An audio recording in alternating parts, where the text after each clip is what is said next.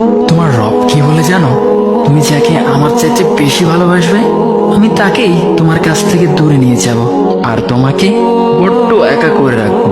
তিনি আরো বলেন, কখনো বলবে না যে তাকে ছাড়া আমি বাঁচবো না, কিন্তু আমি তোমাকে তাকে ছাড়াই বাঁচাবো।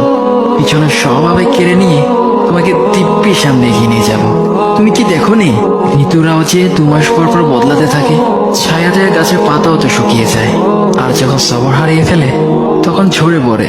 কিন্তু তোমার রব তো ধৈর্যশীল ও পরম দয়ালু। তিনি তো সেই ঝরে যাওয়া পাতার ঢাল থেকেও সবুজ পাতা গজান।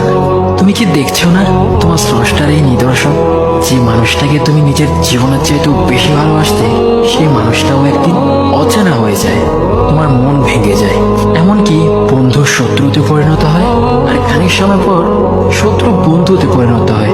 যে মানুষটাকে তুমি নিজের জীবনের অংশ ভাবতে, সে মানুষটাও প্রতারণা করে।